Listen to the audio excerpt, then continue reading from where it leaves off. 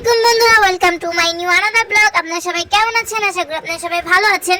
আপনাদের সাথে আজকে একটা নতুন ভিডিও শেয়ার করব, শবে বরাতের ভিডিও, যেটা আমরা সবাই মিলে কি করলাম সেটাই এখন আপনারা দেখবেন।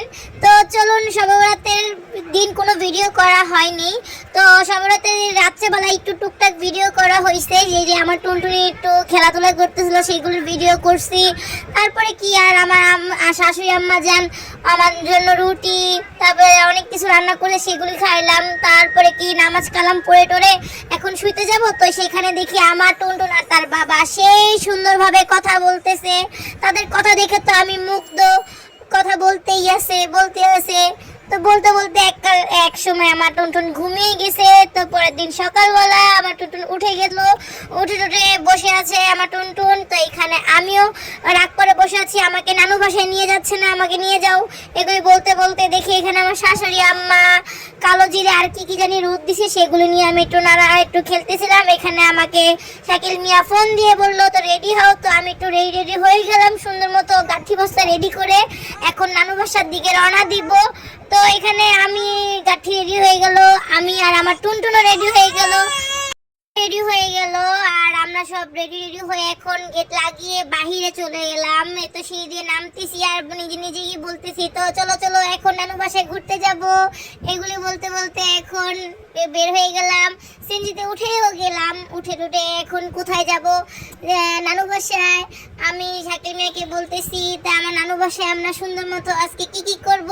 তো সেটা বলার পর শাকিল মিয়ার মুখটা একদম পুরা ব্যাঙ্গাইতেছে, সে যেতে চাইতেছে না আমার নানু বাসায়। তো কি করার, তুমি কিছু করার নাই, তোমার যেতে হবে। এগুলি বলে আমি আবার তার থেকে ভিডিও সরিয়ে এখন রাস্তার ভিডিও করতেছি। আজকে রাস্তা অনেক ফ্রি ছিল, তাই আমি এখানে ভিডিও করলাম। এখানে তো শাকিল মিয়া তার মেয়েকে অনেক ভালোবাসা দিচ্ছে। তো এই তো বাড়ির আশেপাশে চলে আসছি। বাড়ির আশেপাশে চলে আসার পর কি আমার এই বাড়ির আশেপাশে এত ভালো লাগতেছে, মনের ভিতরে অনেক আনন্দ লাগতেছে। নানু বাসায় চলে আসলাম, এখানে টোল ভাড়াও দেওয়া হয়ে গেছে। তো টোল ভাড়া দেওয়ার সাথেই তো কিছুক্ষণ পরে আমার বাসায় সামনে এসে পড়েছি। এখানে আমার খালামণি তার নাতিনকে নিয়ে বসে আছে। এখানে আমার শাকিল মিয়া সেনজালাকে ভাড়া দিচ্ছে। তো কি আর করার, আমার টুনটুনকে পেয়ে তো এখন আমাকে কেউ খুঁজে পাচ্ছে না, কেউ আমাকেই খুঁজছে না। খুঁজে পাবে কি, আমাকেই খুঁজছে না। তুমি কে? তোমাকে কেউই চিনতে পারছে না।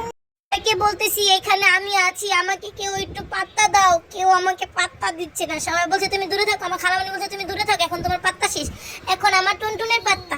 তো কি করার, সেগুলি সবাই টুনটুনের সাথে খেলাধুলা করে এখন আমরা দুপুরের খাবার খাবো। খাওয়া দাওয়া করে এখন আমার বিকালের নাস্তার জন্য আমার নানু চালের রুটি বানাচ্ছে। সে অনেক সুন্দর করে চালের রুটি বানায়।